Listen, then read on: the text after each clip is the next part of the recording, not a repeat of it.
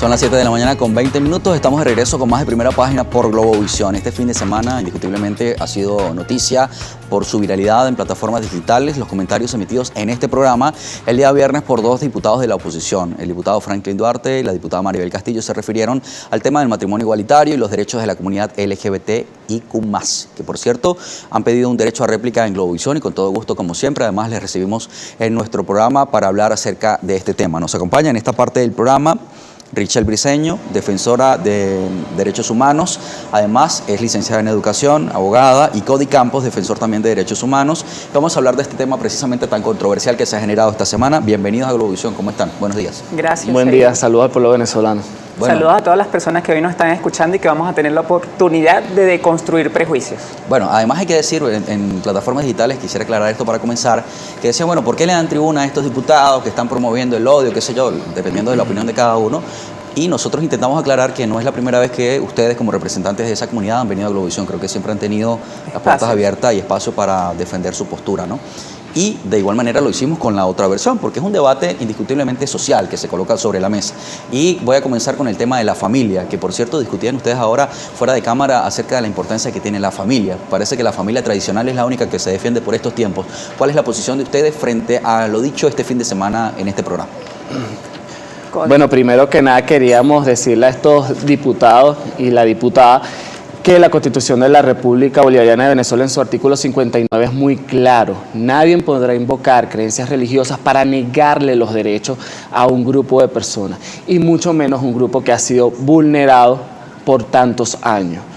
Yo quiero decir que es muy grave lo que estos diputados están haciendo el día de hoy. El pueblo venezolano tiene que saber que este diputado pretende que se haga aquí en Venezuela una ley Qatar para nosotras y nosotros. Esta ley Qatar es para perseguir a las personas homosexuales, bisexuales, lesbianas, trans, intersexuales de Venezuela, con cárcel de 3 años e incluso pena de muerte. Eso es lo que el diputado quiere que se discuta en la Asamblea Nacional. Entonces, es por eso la gravedad y por eso es que nosotras y nosotros estamos aquí. Esos discursos de odio que emiten estos diputados deben parar. Ahora, pero es parte también del debate, ¿no? Porque culturalmente Venezuela tiene, digamos, una diversidad desde el punto de vista religioso, cultural. ¿Estarían ellos también en su derecho de expresar su postura, en estar en desacuerdo con un debate social como este, por favor? Fíjate, una cosa son las opiniones, que son totalmente respetables, pero otra es los discursos de odio. Ejemplo de los discursos de odio. Cuando tú achacas a una comunidad que están sucediendo determinados males porque ese colectivo existe, que es el responsable, eso es un discurso de odio. Cuando tú llamas a una comunidad aberrados, enfermos y desviados, eso es un discurso de odio. Cuando tú llamas a una comunidad que se le aplique una ley Qatar, eso es un discurso de odio. En realidad eso dista muchísimo de una opinión, y en nuestra legislación es un delito. Es un delito en la ley contra el odio. Yo lo voy a leer aquí rapidito, sí, claro, ¿me permites, por favor?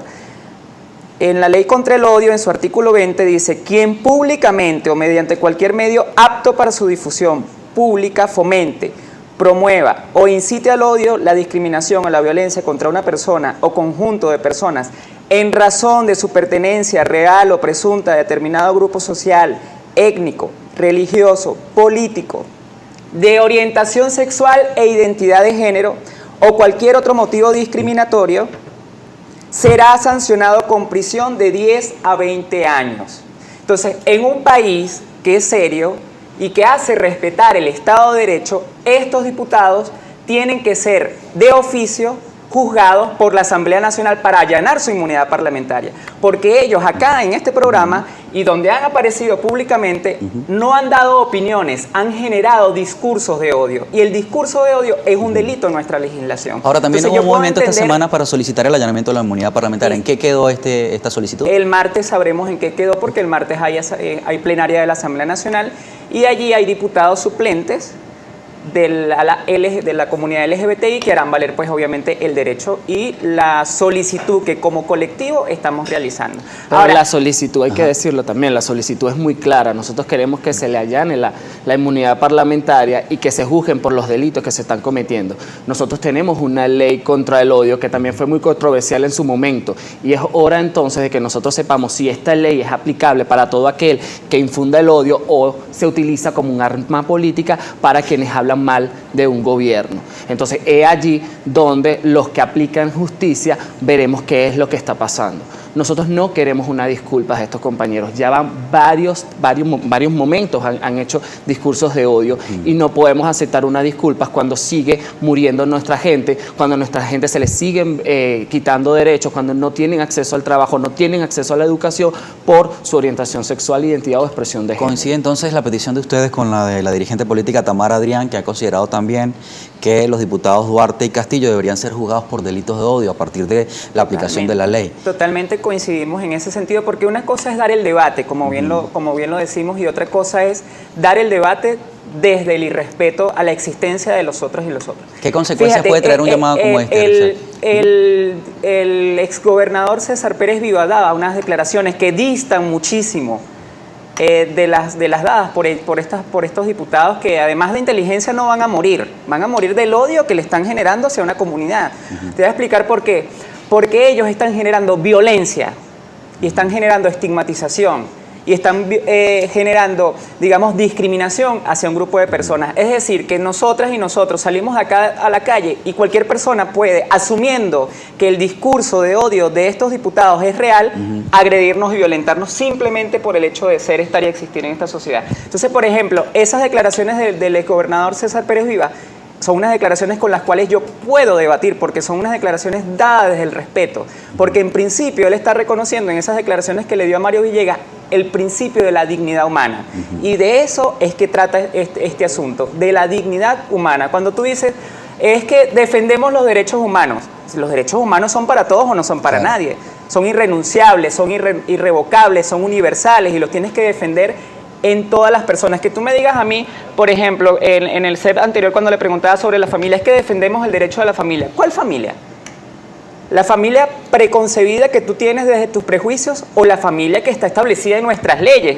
Porque en nuestro artículo 75, que también lo nombró la diputada Maribel Castillo, hay una definición de familia que ha sido interpretada por la Sala Constitucional y ha ampliado el concepto de familia. Entonces no solamente reconoce los vínculos jurídicos o los vínculos sanguíneos, sino también los vínculos sociales y los vínculos de hecho entre la familia y entre quienes ejercen la jefatura de familia. Fíjate cómo establece el artículo 75. El Estado garantizará protección a la madre, al padre o a quien ejerza la jefatura de familia.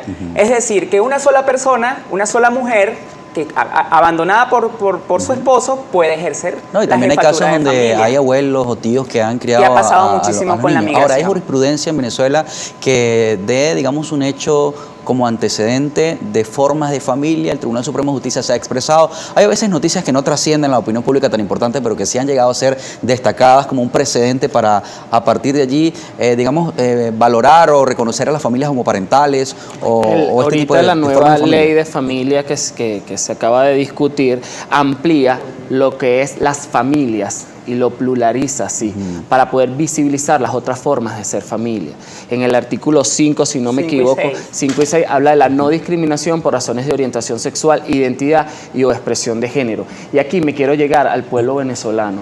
Todas y todos conocemos a alguien que sea de la comunidad LGBTI. Puede ser un vecino, un compañero de trabajo, un amigo o incluso un familiar cercano como un hijo o un nieto. Entonces, ¿estaría usted a favor de que a su hijo, de que a su hermano, de que a su amigo lo persigan por su orientación sexual? Que sea sometido, que sea llevado preso por su orientación sexual, por su identidad de género, que sea asesinado por su orientación sexual, por su identidad de género. Entonces eso es allí donde nosotros hablamos de qué valores queremos infundir. Si yo tengo un hijo y mi hijo en la escuela tiene otro compañero que venga de una familia homoparental, ejemplo, que tenga 2 mamás o 2 papás, ¿yo qué le voy a decir a mi hijo? Que no le hable a ese niño, que lo golpee. Esos son los valores que nosotros queremos infundir, o queremos infundir el valor del respeto, del reconocimiento. Todas las familias son diversas, y ahora, no solo por razones de orientación sexual, sino por religión, por creencia política. Sí. Y cuando hablas de precedentes, sí, por supuesto, tenemos una sentencia del año 2016, que es la sentencia 1187, que reconoce la doble maternidad en Venezuela. Y además establece como carácter vinculante que las familias tradicionales, las familias homoparentales tendrán exactamente los mismos derechos que las familias tradicionales. Bueno, vamos a hablar acerca del avance que han tenido ustedes como comunidad en la lucha por los derechos que han venido exigiendo durante todos estos años. Partiendo desde el bullying en las escuelas tradicional, que cuando un niño o una niña tenía un comportamiento que no, digamos, encajaba dentro de lo que es considerado normal por la sociedad, comenzaban a ser rechazados. Y han venido avanzando en términos de conquistas. Y además, ¿qué haría falta en la legislación venezolana entonces para concretar los derechos que está exigiendo la comunidad sexodiversa de Venezuela? Son las 7:30, estamos conversando con Richelle Briceño y Cody Campos, defensores de derechos humanos, como respuesta precisamente a la entrevista otorgada a Globovisión el día viernes por 2 diputados a la Asamblea Nacional. Vamos a la pausa y ya regresamos.